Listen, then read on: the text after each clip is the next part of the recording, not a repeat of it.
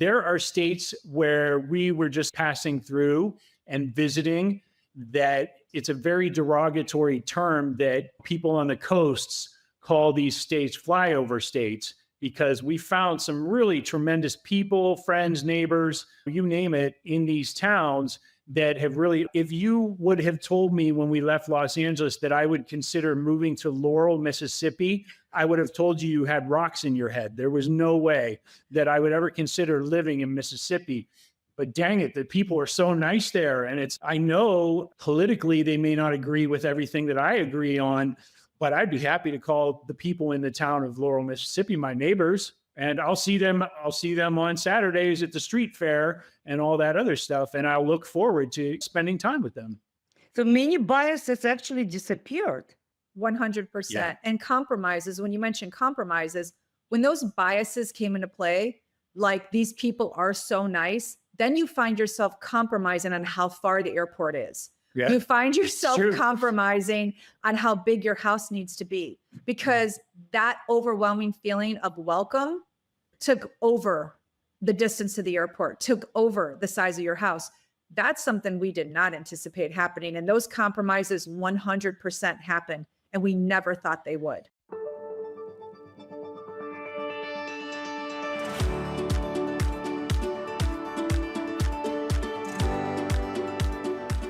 Hello and welcome to Age of Reinvention, redefine freedom, lifestyle, and purpose at midlife. The podcast dedicated to inspiring our listeners to find new passion, purpose, and freedom in the second act of their lives. I'm your host, Emily Bron, and today we have a special treat for wanderlust spirits craving adventure and reinvention. Prepare to be transported as we explore the lives of two incredible travelizers who've turned their love for travel and discovery into the way of life. Joining us today from the Skip Town All Stars, it's a name, are the fearless empty nesters duo Denise and James Gordon, who are here to discuss redefining what it means to live a freedom lifestyle in midlife. Let's embark on this journey together. Hello and welcome, Denise and James. I'm happy to see you in my studio today. Wow, that was an introduction. Thank you, Emily. I feel like we need to clean up our own introductions when we're doing our show. Yeah, that was incredible. Thank you, Emily. It's great to be with you today. Okay, so I'm making good work actually to reading the intro, and usually actually my guests are happy to start their journey with me on this note. And as the Skip Town All Stars, I believe not yet known to each of possible listeners in the internet. First, can you share the short story behind Skip Town All Stars, your podcast company, from inception, and what motivated you both to embark on this adventurous lifestyle? Oh, babe, I think you should go. Oh, okay. Gosh, I'm not really skilled at saying things quickly, but the summary is that in 2022, Denise and I decided to sell our house of about 20 years in Los Angeles. We had each lived there about 26 years. And we put it up for sale. And on our way out the door, we have a friend who is a fellow podcaster. His name is Bert Kreischer. And he recommended to us that we chronicle our mission, which was Denise and I did not have a plan. We did not have a hometown picked out already. We just said we will know when we see it. And our journey began when we dropped our youngest daughter off at college. We scoured the country. And so far, upon Bert's recommendation, we're up to about 115 episodes. And we've hit about probably 70 or 80 cities and towns across the United States at this point. I know we have, including our rental vehicles, we probably have over 100,000 miles logged at this point, just going across the United States. What he forgot to mention was that we sold all of our possessions also. So it wasn't like we just sold our house and decided let's move somewhere. We literally sold every single thing we owned, including our cars. So when we went on this new adventure, it was with nothing in the future. Like we didn't have a plan of where we were going to land, which was what was so adventurous about the idea of documenting it. I would agree that it's pretty adventurous because usually, as I know in Americans in this age range, like people usually have plans, yes, and usually follow. I'm the same as you, but I know how kind of other normal people behave. But actually, what pushed you so far away? Like many of our listeners are curious about reinvention and midlife. What catalyzed your decision to change the traditional settle down mindset, appropriate for our age, I would say, to a more nomadic and exploratory way of living? Like, what was here specific personal characteristics, adventurous spirit of yours, or something else? I think it was a matter of both adventurous spirits, two adventurous spirits that actually just honestly collided. And that's the truth. People kept using words like, wow, you really blew up your life. Oh, you turned your life upside down. And we just did not look at it that way, even though at our age, because we were both in our 50s, This is when people decide that they're looking at retirement, they're looking at their 401ks. We sold our cars and rented a car to do this. We got rid of everything. And it was just our adventurous spirit, but it started probably 10 years ago, to be honest with you. We both came from different cities when we landed in Los Angeles, and that's where we met. But I would say it started like in 2015, maybe even 2012, where we were just talking about one day, like one day when the kids are off to college, one day. And we would just send each other little snippets on the internet of cool towns that we came across or any kind of list that popped up on like Southern Living or Forbes 500, cutest little city or charming little town. And we just started sending those to each other as in a what if one day. And then as the kids were getting older, that what if, it wasn't talk, because James and I just aren't talkers. If we say we're going to do something, we do it in every facet of our lives. That's just how we are. So we knew that this wasn't just talk. For some people, it is. For us, we knew it would happen one day. And then that one day came in 2022. We thought, honestly, we would leave Los Angeles in maybe 2024. Our kids would all be gone. We'd have 2 years to ourselves, get the house ready for a sale, get ourselves ready. And then in 2022, a client at my business just randomly said to me, didn't know anything about my life, knew nothing about where we lived, and just said she was a real estate agent, had been one for many years. That was the beginning of 2022. And she said, this summer, rates are going to really change and home buying is going to have a different landscape. She said, right now, it's very much a seller's market. And she gave me an example of a house that she sold in LA, which was an astronomically high price for the area. And I drove home that night and I walked in the door and I said, we're selling our house. And that was literally, that was how it started. She was really good real estate agent. She was. It was. She was. And I think it's important to mention that coming out of the pandemic, my industry in television had changed so dramatically. I work in post-production, which is a fancy way of saying everybody on my team goes out and shoots everything, but then they send it back to me to edit everything. And historically, I had always had to go into an office or drive in hour-long traffic each way in Los Angeles to work in some edit bay somewhere. With the pandemic, that it changed entirely. So I could still keep my career and we could move somewhere else. There were just a few people who had done it before me. But when I recognized that this remote working thing in my specific category of entertainment was going to stick, that's when we really started laying the groundwork for our plan. It was the perfect storm of a great real estate agent and a profession that was now willing finally to adapt. And we both are risk takers, Emily. We've done it in our careers. Personally, we've done it also. So leaving it didn't seem risky to us. Like, we're both really smart. He had already been thinking about another career in 2019 because he knew this was going to happen. And I knew I could get a job or open up a business somewhere. So I think You have to have that in order to do something that we're doing. I think you both have really all characteristic of explorers and reinventors. Because let's be honest, it's not for everyone. But that's why I just defined the same characteristic what I predicted. And obviously, for some people, it takes more time actually to make the step because there is ideas which I now had sometimes for years, but there are circumstances that sometimes not giving up these opportunities. In your case, it just all work together, like correct time and place. And I'm just thinking, what would be with your podcast and with you when you will visit all small, nice cities in the United States?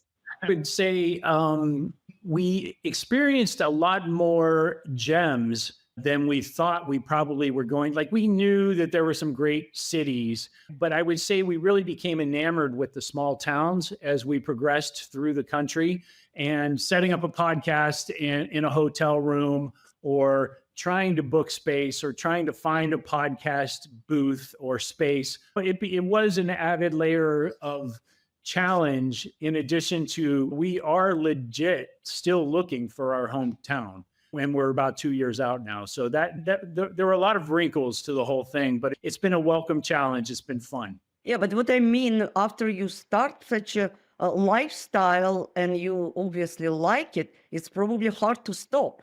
It's funny that you say that because we have listeners who have asked us, what's going to happen when you find that perfect hometown for you? Are you still going to continue the show? Are you still going to travel? And my answer has always been, we'll continue the show. Like we'll pivot and the show will be something. And his answer has always been, oh no, we're still traveling. I think, honestly, it's going to be twofold, Emily. Like I'm looking forward to finding our hometown to settle a little bit. But then he says, we're still going to travel. So I think there's probably some truth to that. I have an idea for you. You will take orders, projects to find the place for somebody else. I think that's a great idea. We've actually been like kicking that around. Okay, remember about me when you will be successful in this direction. Of course, you get full credit. Because I believe, now I'm serious, it will be the trend. People are relocating. People are, and I'm following statistic from country to country, from state to state, from California to Texas, Florida. And again, these states already overblown, I would say, and you know probably better about pricing. And people will again to relocate inside United States looking for these small, nice cities, and all is changing. Not anyone has the time and ability to do what you did over the last 2 years. Kudos to you, but it's a wealth of experience, practical experience. Yeah. We've heard that from listeners that they really appreciate that we are doing the footwork for them. Some people have called us the hip trip advisors. Other people have said that we're their go-to for their future. So getting those compliments have been just incredible because we honestly just started the podcast like at the very last minute when our friend said this to us, like we should document it because we're doing something no one else has, something that people only talk about was what he said. You should document it. And we did not even think about something like that. So it's been really awesome to share this with people and then to find out that they're actually utilizing what we're putting out in the world. People have gone to visit the cities that we've gone to and have come back and given us reports about their thoughts on it. It's pretty cool. I'm telling you already, you can launch a business because, and again, things are changing and your perspective is changing. And probably after meeting so many different people and communicating with your followers, you have already certain profiles of people, you know, who might be good on this and other place. And another kind of question. So are you clear yourself why you didn't find the ideal place for you? What happened with you? I know why. Okay, I know why. We each have our own answer. Can you go first? Emily, I'm very non-committal and I'm very impressionable. I'm like that kid in high school that falls in love with every girl that says hello to him. And you were just once married? Yeah, I'm just once married. Yeah, but I love a lot of hometowns. And that is where my passion has been. And I will say, with every passing state, I find one or two hometowns where I'm like, this has got to be the place. This is the one. And then a month will go by and we're in some other place. And I'm saying, yeah, forget that place. It's this place now. And so You just need to stop. I know I do need to stop. I'm like a kid who has been given too much money in a candy store and I can't choose now what to decide. So I can tell you for my own reasons, that's probably why I haven't just definitively said this is the place. Although I will say 2 years in, I'm feeling pretty good. I feel like I'm zeroing in now. I would say that the reason I haven't found a place is a little similar to his, although I am not as impressionable. I don't fall in love with the place the minute I land there. But I will tell you, Emily, the one thing I never anticipated is that when you have a choice, it makes that choice very difficult. So there's a difference between having to move to a location for work or having to move to a location because your parents are ill and you have to take care of them. When you truly have a choice on where you can live in the country, it's too hard because then all these things start to come into play. I want a piece of property and I want to be near an airport. Like you have choices. I can honestly say for me, having those choices has made it difficult, if that makes any sense. It makes absolute sense because one of the hard choices we have in life, it's actually to select when we have too many choices. It's a trap that you fall into. That is it. It's a very American problem too, because if you go to some other country and you walk down the snack aisle, you only have about 3 or 4 choices. Whereas if you go to an American grocery store, there's an entire aisle that stretches half of a football field filled with snacks for you to choose from. So, guys, I wish it will be one problem that America knows. And we, as the immigrants, now I'm speaking from the different head perspective, fully understand the difference between us and people who were born on this continent. And sometimes each of us, we need to choose, we need to select.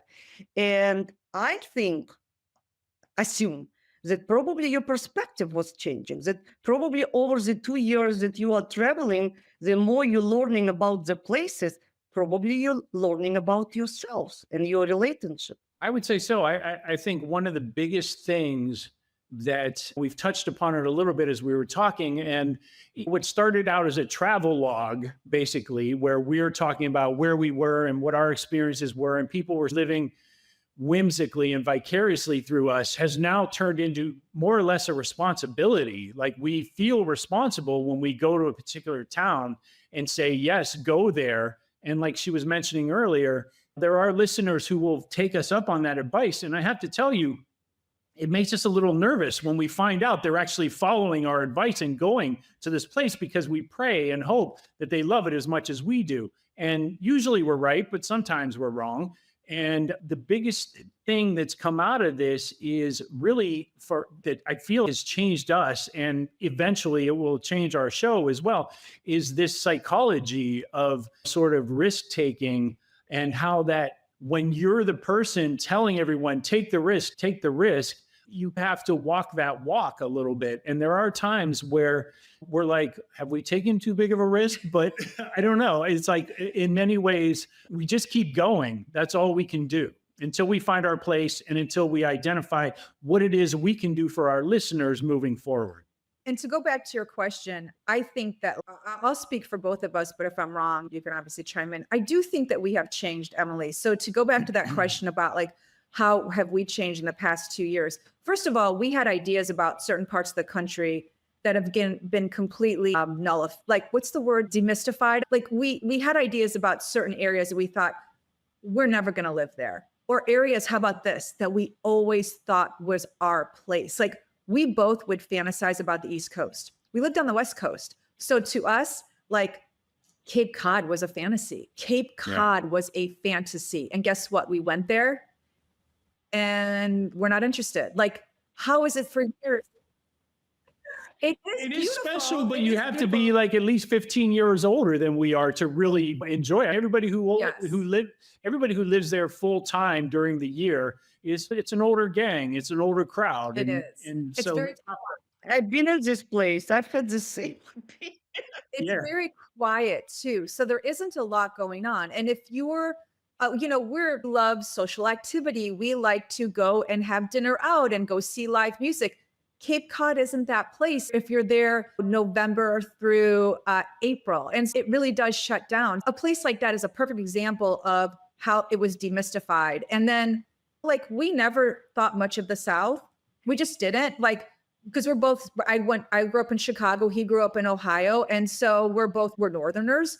And traveling the South, we met the best people. And when they say Southern hospitality, we didn't know what that meant prior to our journey. And I can tell you what that means now. I can write it down on a piece of paper for you. I can serve it to you at a dinner table, like Southern hospitality, because we've spent so much time in the South. And then I think as a couple, we changed too. You can't spend 24 hours with somebody and not have some change in a relationship. You just can't. What about years? What about 25 years? I know. No, yes, of course. It's a lot different in Los Angeles when she's driving one direction in town to get to her business and I'm driving the opposite, and 10 hours go by and then we see each other at night, and obviously we're around on weekends. But to be in a car, producing a podcast and searching for a new home, and it really, in a lot of ways, it has been an all day, every day sort of experience that's been great because on one hand, we're picking up on all that lost time that we didn't actually get to spend together when we were hustling and bustling in the middle of the rat race in Los Angeles. So that's fantastic. But then at the same time, it is a bit of an adjustment and learning how to. She tends to work at night. I'm up at 5 a.m. every morning. So navigating scheduling conflicts and in a hotel room. In a hotel room. Because in our home, he would get up early and go to his office while I was sleeping. And at night, I would be in the office working while he was in bed. But you can't do that in a hotel room. It's really hard because the light is going to keep someone awake. So how do you do that?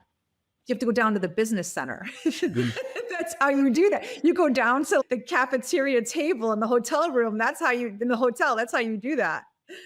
So as I'm listening to your conversation now, I'm thinking the first, they rediscovered America, regardless that they're Americans. The second, they rediscovered each other and their relationship. Wonderful. Double discovery. Yeah, definitely. It's true. And the thing is, neither of us are the person that agreed to marry one another 25 years ago. And so now Denise has had experience running her own business.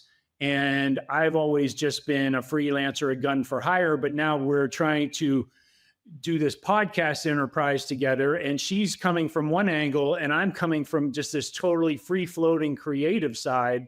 And her business acumen, when there's a synergy, it's amazing. But when we disagree on something, now all of a sudden it's okay, how do we resolve this so that we're both still enjoying what we're doing? And so there are like these little sort of micro negotiations that go on a weekly basis several times. And we're still parents. So we still have that dynamic. So whatever we disagree about in the podcast or in our travels, like we're still parents. So then we have that other dynamic in our relationships. It's really been interesting. I always laugh because he just needs time to himself. He's always been like this. And I'm very needy. So I feel so bad for him, Emily, because he has been stuck with me for the last 2 years, like day and night. I've enjoyed every minute of it. When people ask, like, how are you guys doing? I always say, I'm doing great. You got to check with him. It's not true. It's been, I feel so fortunate on so many levels because two reasons. Number one, there are a lot of people in my industry whose relationships could not withstand the demands of the career, and the job got in the way of their families, their personal lives. And I feel also fortunate that I am alive long enough and that we've now had this opportunity to do this together. That's not a chance that a lot of people always get to. In so many ways, I said it earlier, but I feel like we are making up for lost time that I couldn't give the marriage when I was trying to make a career for myself and feed 3 children and get them through school and all this. And that opportunity has been fortunate for me on so many levels because I know not everybody gets that shot. Absolutely agree with you that we need to be grateful to all what we have and actually to derive our energy and plan for the future because it's really appreciation of what we have. It's in all religion and all cultures, but sometimes we forget about it. And my next question, you've covered many diverse destinations on your podcast. From your travels, which location best encapsulates the freedom lifestyle that midlifers might seek? Please throw a couple of names and why. Names of the city. Go ahead, you first. Okay. I love Guilford, Connecticut. It's located in an area of Connecticut that is just I think an hour and a half train ride from New York. You have the water right there. It's walkable in the downtown area. New Haven is 20 minutes away, which is the closest big city, and it's a good sized city. Yale is right there. So there's a lot to do, concerts, theater. Guilford is my favorite. The only issue we had with Guilford, it was in our top 3, is that if you are looking for a home, it's a little challenging. If you're willing to rent an apartment, you can live there. But Guilford isn't an area that has a lot of new builds. It's very historic and they like to keep the charm, and we appreciate that. But then the downside is you have to wait for someone to move for a house to become available. And we've been on the road for 2 years. We don't want to wait. We're ready. But I would say if you have time or you have multi-million dollars, because you could easily buy a $5 to $15 million home there. That is not in our budget. We're under $1 million. That's where we're looking. And although those homes are available, they come up on the market they're very sparse. But anything over 5 million is easily had. That for me was my number 1 city. And then I love Athens, Georgia. That's going back to the South. It's in a college town, very walkable again, very affordable. It's 90 minutes outside of Atlanta. So you have a nice big city when you want to venture for a play or a concert or the ballet, anything like that. Food is good. It's Southern hospitality. It's open spaces if you're looking for open spaces. So for the criteria that would fit somebody who is looking to explore and live out some adventure, those 2 cities are quite different, but hold that adventure. Yeah. For me personally, we have always loved Savannah. And for empty nesters, if you can, so there's a caveat. We specifically love Savannah because of the Victorian houses in the historic area. And she mentioned walkability in Athens. It's times 10 in Savannah. You've got the river there. You have quick access across that river to Charleston, South Carolina, if you want to do a day trip.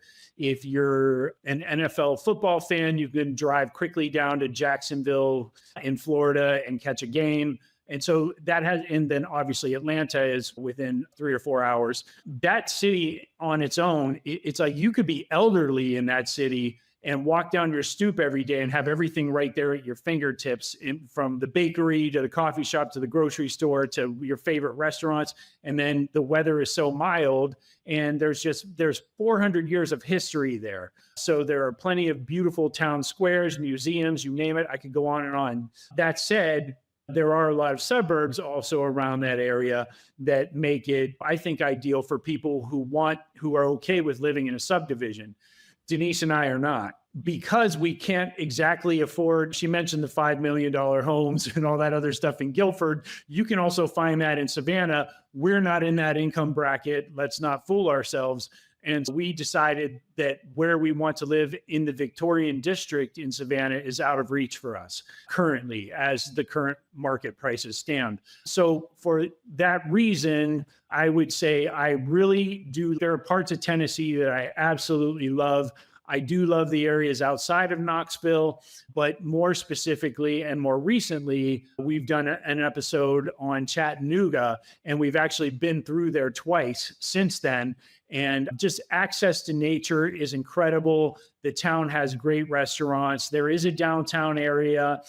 There's a little bit of, when you say someplace is a city or a downtown area, there are some things that come with that. There is a homelessness factor, all that stuff. But the town itself is really cool. It's really hip. we are Gen Xers, but we love hanging out with millennials and even Gen Zers. And Chattanooga has a lot of that to offer. Hiking, river rafting, if you want to go whitewater rafting, or just simply floating down a lazy river, all that stuff is right there for you. And again, the climate is really bearable there. So those would be my two tops. Just to get the question, I know that many Americans, specifically close to retirement, are a little bit worried about healthcare cost. And I'm just wondering, in different states you visited, is it the same? Like the same rules, the same amenities, the same like access level? Did you check this important factor in the places you wish to land? I would say that is one thing that you have to worry about a little bit in the South, because year after year, there are states where we found amazing towns, but they will rank in the bottom, like number 40 to number 50 when it comes to infant mortality rates or people getting access to care and all that. It's in many, like if you look at Louisiana specifically, it's among Louisiana and Mississippi are always neck and neck with New Mexico on what the poorest state in the nation is. And with poverty comes relatively poor healthcare. So that's always an issue. Even in sections of Alabama, as great as Auburn is and Tuscaloosa and some of these other places, it can be really difficult getting the healthcare that a person needs if they have a special condition of some sort, a special affliction or disease or what have you. So it does differ from state to state. Absolutely.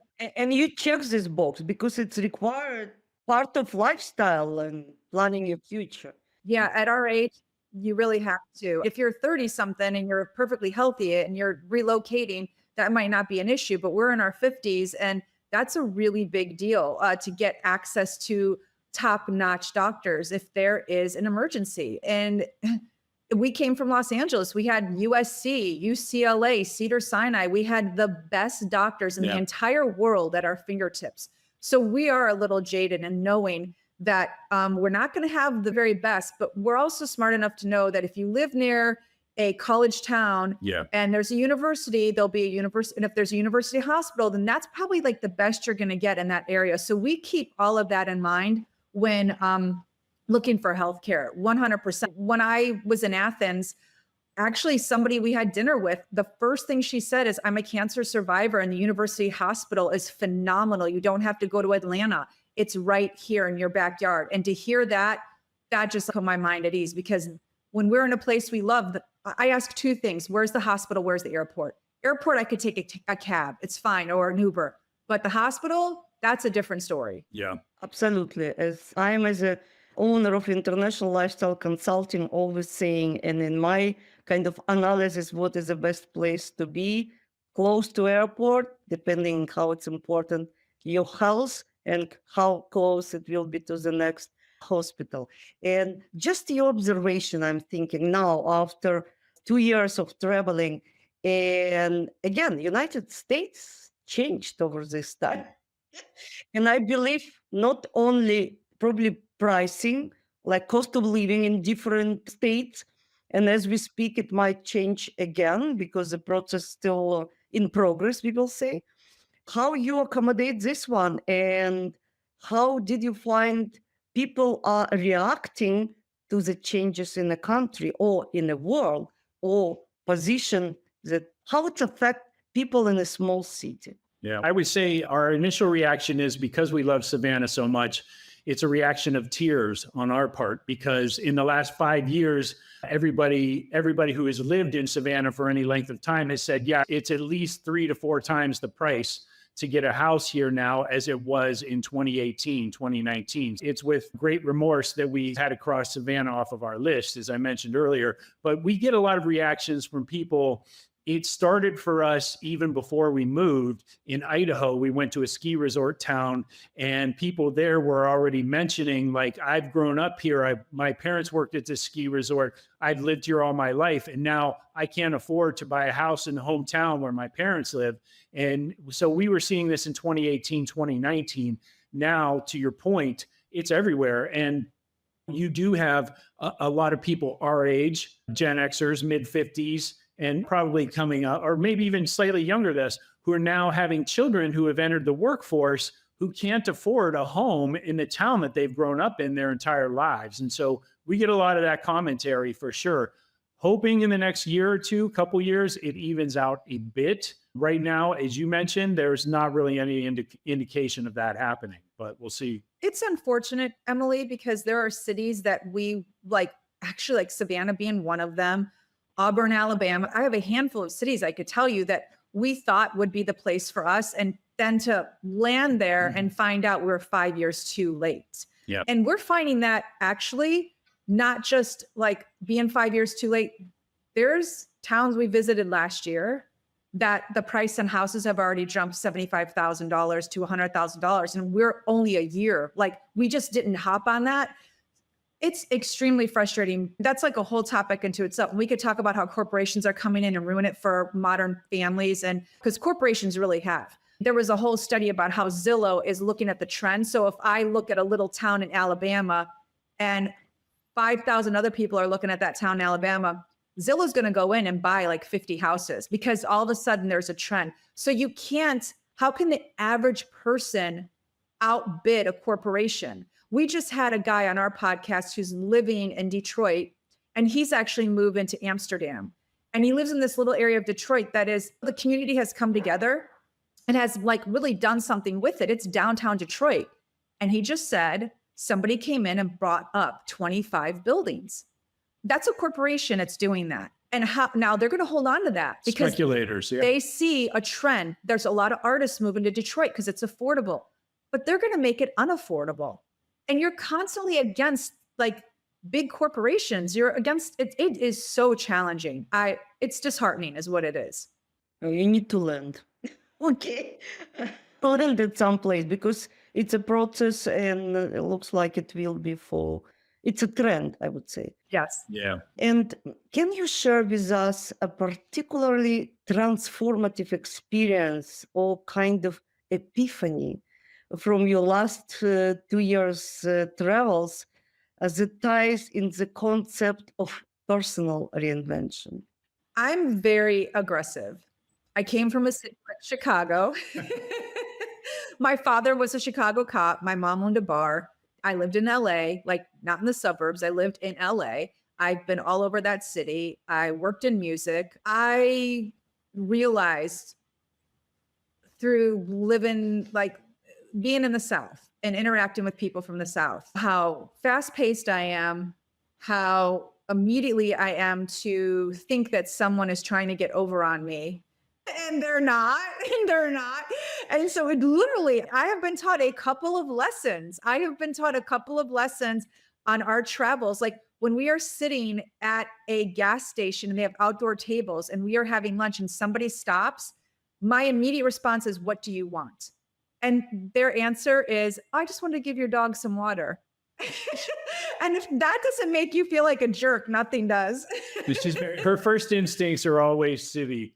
I would say for me, it's emerging that I know I've been fortunate. I've had a good career. Knock on wood, I've had 3 healthy children, and we were successful in raising them, getting them all off to college and everything. I think for me, the revelation now is that wherever we end up, it's actually incumbent upon me. It's imperative that I, as quickly as possible, join the fabric of that community and start giving back to those people that can't do it for themselves because I've been so fortunate. So it's the cliche to he who much has been given, much is expected parable, but it's true. It's an undercurrent in me most mornings when I wake up now. And it's actually become something that I look forward to. I don't know what it is I can offer a given community. I don't know. Do they need television editing? Probably not.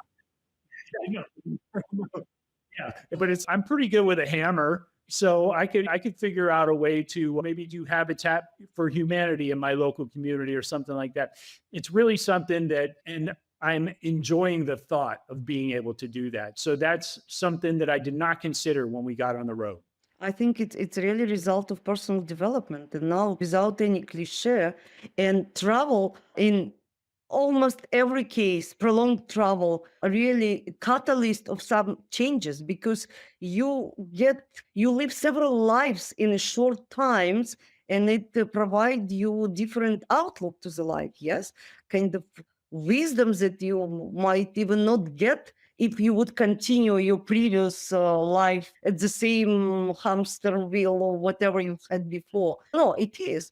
It is. And I think this desire to share and contribute to community, it's what many people get, like essentially, eventually, naturally at this period of time. And it's great. It's real invention in the best sense. And for you, um, I think that life in a small city, it's probably really what you need now. I grew up, I can tell you, I was born in a small city and always buzz of big cities, and I traveled a lot, and I live kind of suburb of the big city, biggest in Canada. But more and more I appreciate small city vibe. Yes, I need to find it, or because it's more humane. Would you agree with me?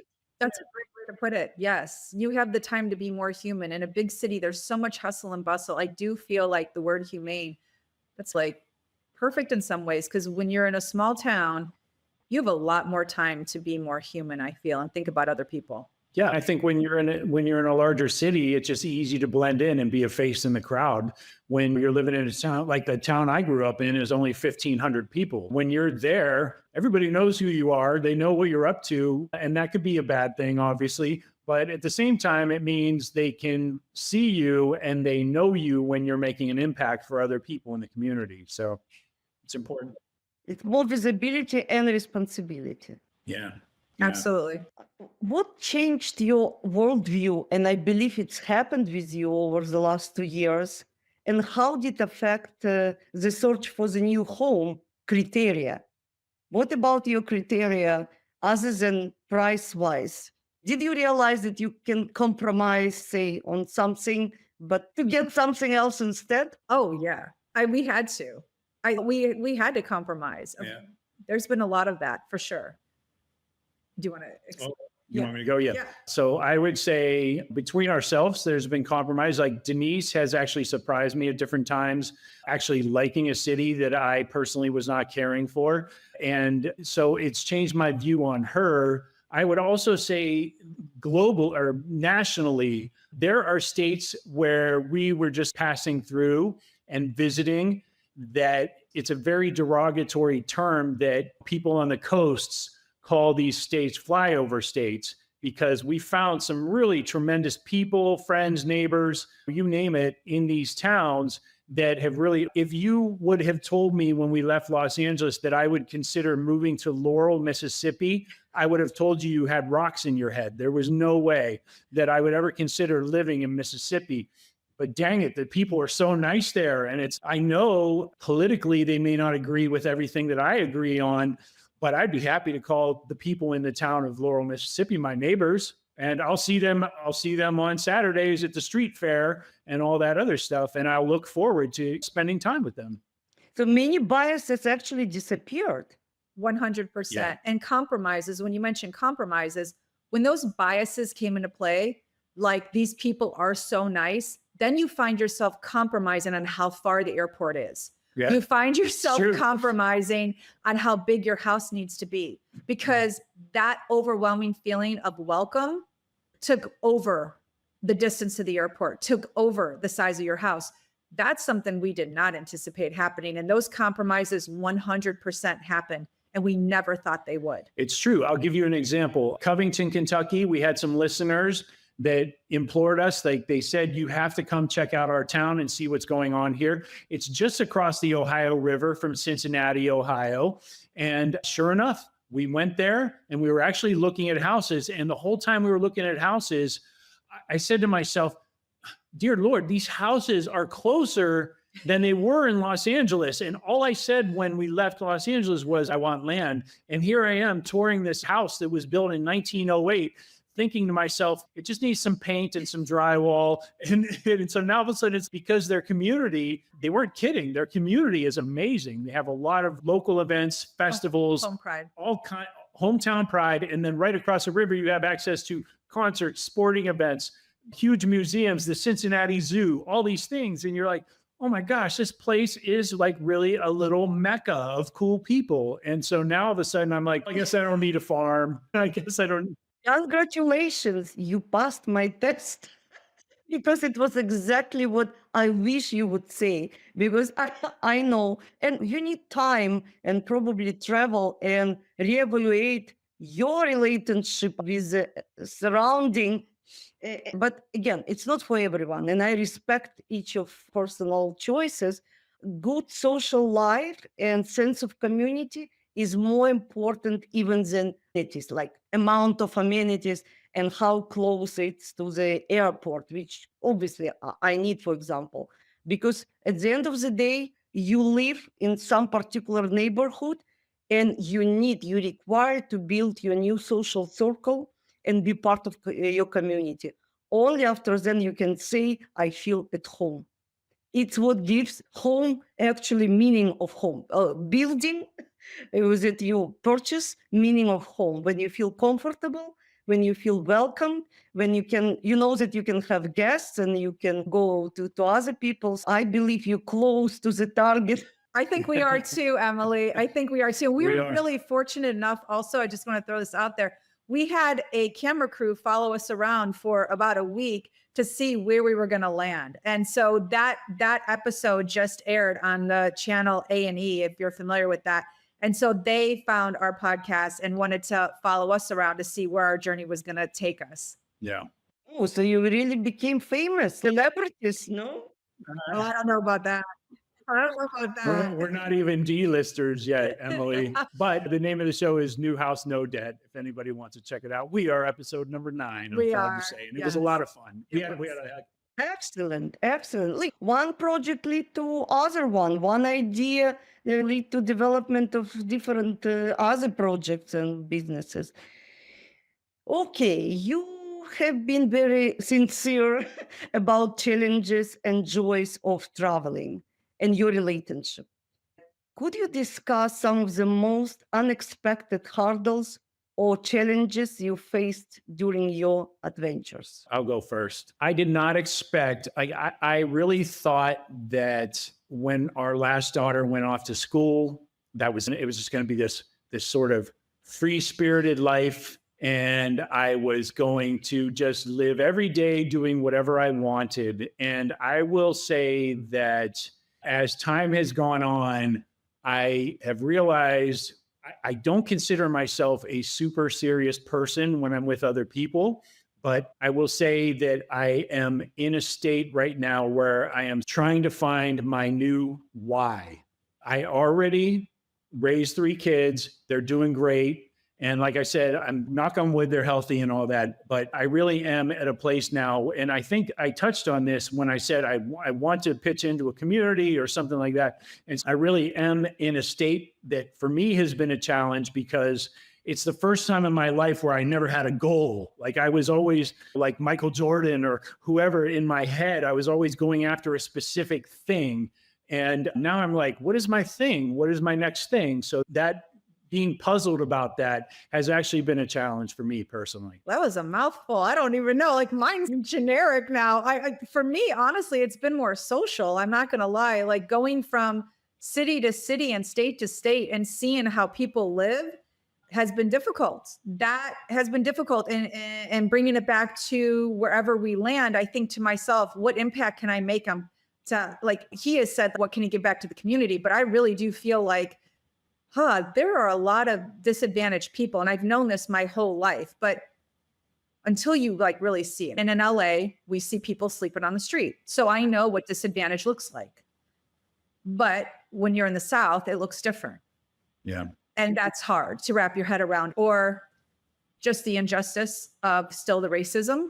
Like you see it in the South, clear as day. Like when you're traveling and you see a Confederate flag that's the size of the American flag at our state capitol, it's alarming in 2024. Or when you're white and you don't feel comfortable stopping in a place in the South and you're white, that has been a hurdle mentally. Like, why are we still here? Something that like, so as who I am, what can I do to help that? So that's been a hurdle because you don't expect to see that. You just don't. You know it exists, but to see it in your face is always, it's alarming. It's shocking. Absolutely. And you coming again, I think, and it's good you have this period of time together as you need to redefine what is for you as of today a real freedom lifestyle, freedom that you were dreaming about years ago, and how it looks in reality of 2024 at least, and what is a purpose, how to find next purpose, because without purpose, we are lost. It's true. Yeah. So for Very that reason, I think we're both close to zeroing in on I think by the end of this year, we'll know 100% where we're going to end up. And with that decision comes all the things that you're talking about, where it's like now we can dedicate ourselves to answering those questions in our own mind and contributing to people on another level. And you're different people now. And the concept of home changes when you're often on the move. And you already change a lot of hotels, I believe, Airbnbs, I don't know, other rental facilities and options. How do you define home now, and how has the definition evolved throughout your travels? Home for you. Oh, I think I probably answered it in my other question, which is it's now a community.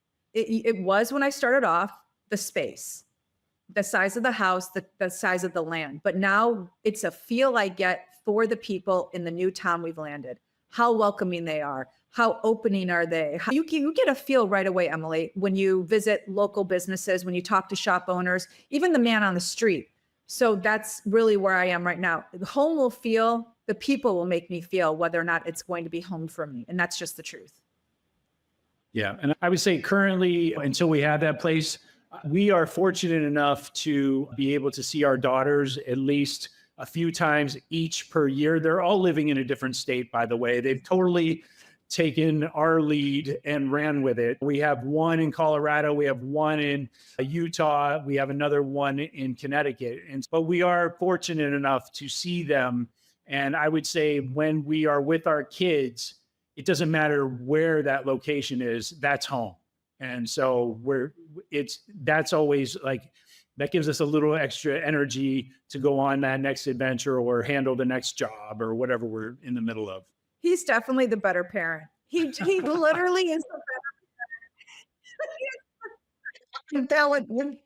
No, thank you. No, I like, it's sincere, it's open, it's honest, all the conversation, and our values are changing. And even like your husband told something, I'm sure it's in your heart, but you just cannot speak together at the same time, yes?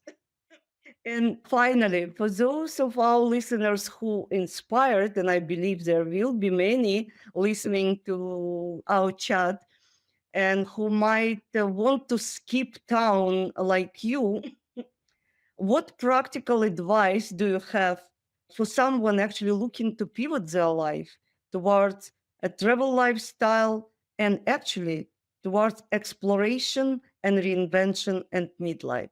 What would you say? I'll go first because this is going to go back to something you said. You said something about the steps that it takes to make something like this happen.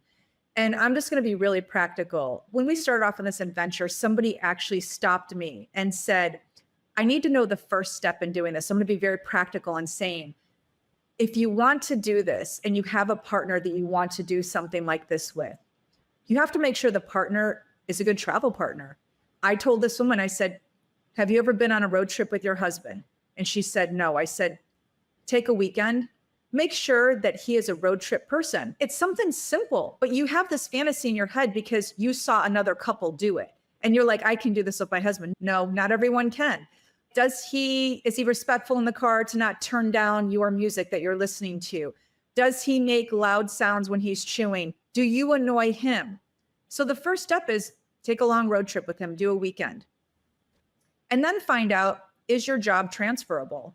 Could you do it? These are just practical things. Are you willing to change jobs if you can't work remotely? And then when you would talk about philosophy of it or the idea of it, if you have a feeling, try something, just one thing to make you feel like you're taking a move in that direction. Even if that means hopping on the computer to look at what other jobs you can do elsewhere. If you are a teacher, just hop on the computer and see what a job if you've always dreamed of Tennessee, what a job in Tennessee is paying. You may not actually do what we're doing, but that may just be the right step in that direction to give you the motivation to take the second step. Yeah. And I would say, piggybacking off of that, there are plenty of towns in the United States that actually offer financial incentives for people who are educators or healthcare professionals. A lot of tech towns have popped up where they give incentives to remote workers. So that's definitely worth a look.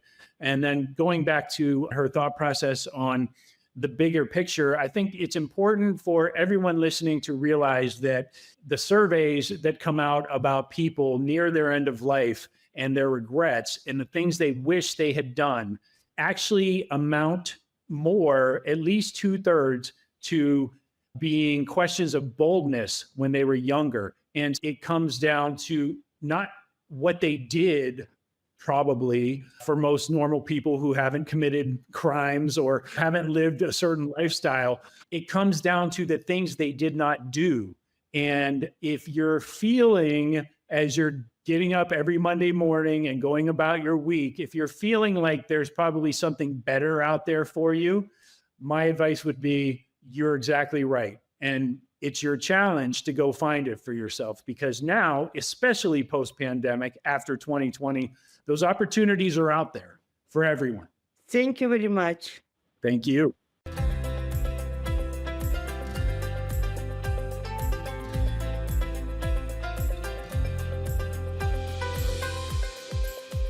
And as we end our voyage today with Denise and James Gordon, I'd like to thank them for sharing their remarkable stories and insights that remind us that it's never too late to pursue a path less traveled. For our listeners, today's conversation has sparked your curiosity and planted the seed of reinvention in your own lives. Check out Denise and James' Adventures on the Skip Town Ulster's website. It will be provided later. And follow their social media channels to stay inspired. If today's story resonates with you, remember that your next chapter is just an uncharted map away. Thank you for tuning into the Age of Reinvention, where we believe in reinventing life on our terms. I'm Emily Bron, and until next time, keep seeking your own lifestyle of freedom. And remember, life's second act is yours to script. Safe travels.